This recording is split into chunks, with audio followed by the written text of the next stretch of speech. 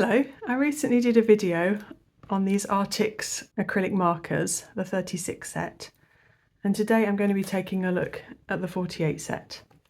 I'll link in the description box of the video to the previous video which I made, where I take a look at how these Arrtx acrylic markers compare with the Molotow One for All markers and Poscas. And I look at things like opacity, shine and layerability, and then how much they chew up different paper surfaces. In all of these tests, the Arrtx acrylic markers did really well, and I was very pleasantly surprised with them. The main drawback is that they aren't available individually, but they are significantly cheaper. So if you're interested in that kind of information, then please see my previous video. Today though, I'm going to be taking a look at the additional colours that come with the 48 set over the 36 set, and then I'll be doing some art with them. The markers come in a nice sturdy cardboard box, and it's hard to see, but in the bottom of the box is a plastic holder which stands up all of the markers individually, and the pack also comes with 5 spare nibs which slide in and out really easily. The colours don't have names, they're all numbered. And the barrels have this clear window here so you can see how much ink is left. And these are 3mm nibs. I've got the ink flowing in all of these apart from one, and I'll just show you quickly how easy they are to get the ink flowing through them. So there's a ball in the tube, so you can shake it thoroughly. So that's how easily replaceable the nibs are.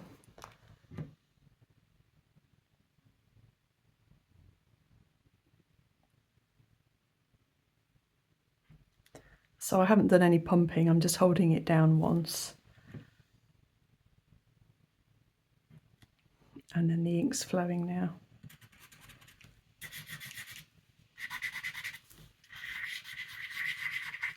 So I really liked how easily I got the ink through. So the 48 box does contain all of the same colours as the 36 box. And then it has these additional colours. So I'm happy to see a lighter turquoise colour and darker brown and also grey. And the neons are a fun addition as well. Those ones that I've mentioned were ones that I felt were missing in the 36 set. So I'm just going to swatch these ones out.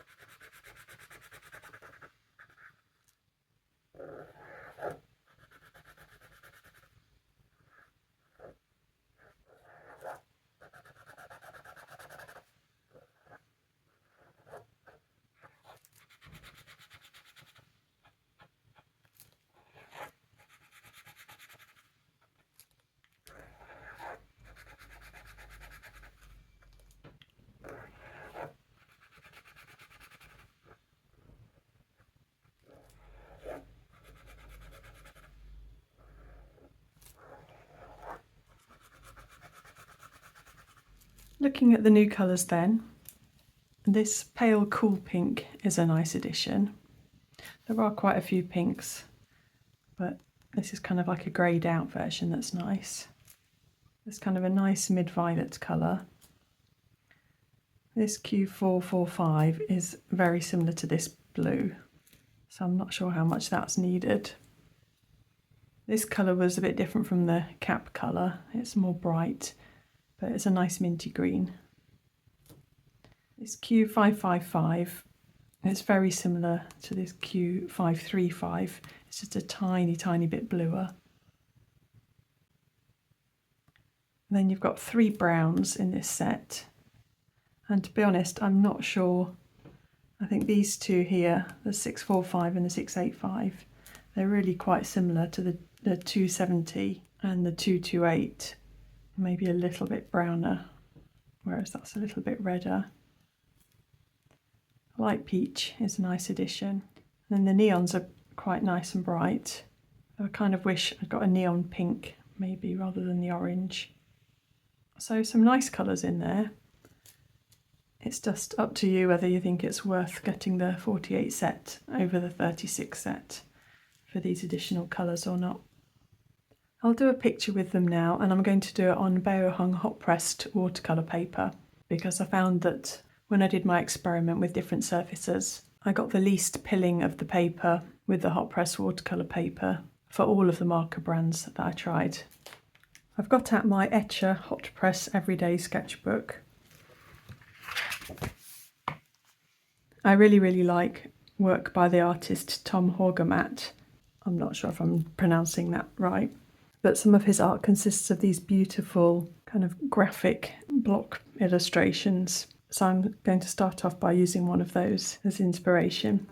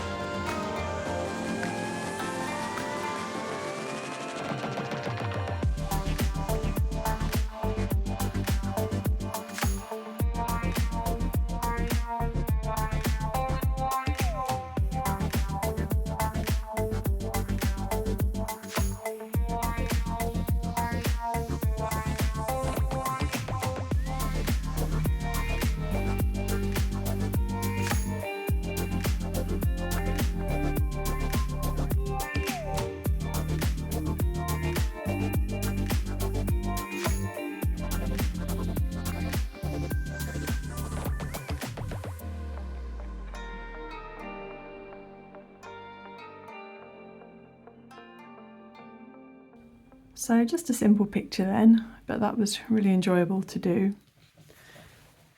There's a very slight sheen to the Arrtx markers. I don't know how well it's showing up. Maybe a little bit around here you can see it. And because I was colouring quite quickly, while it was still wet, I missed out a few little white spots of paper, and I went back over those, so those areas are a little bit darker where it's more layered. I was quite surprised as well, actually. I found that the Etchr hot press paper isn't quite as durable as the Bao Hung hot press paper, and there were some fibres getting released while I was colouring, but not too bad. The markers themselves were enjoyable to use, and the flow of ink kept up really well with the speed of colouring in, quite big areas. Where I'd got a lighter colour going over a darker colour, I did put another layer of ink round, just for it to be fully opaque. But overall, I am pleasantly surprised with these markers and find them enjoyable to use.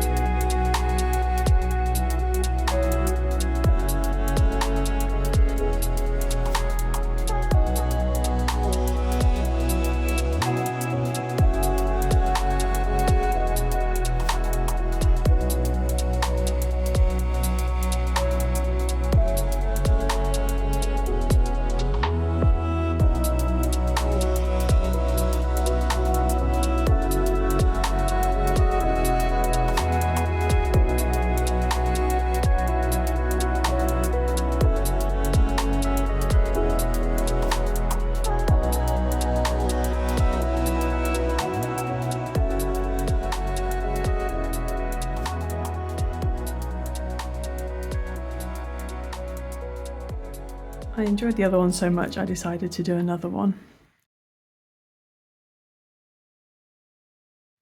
Again, using one of Tom Haugomat's designs.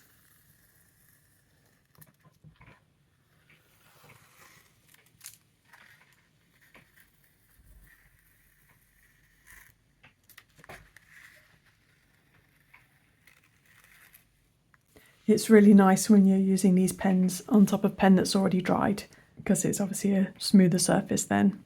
It's kind of a suitable picture because it's raining again today, which is the drips that you can hear in the background. I hope it was interesting to see these markers in use anyway. Thanks so much for watching. Bye!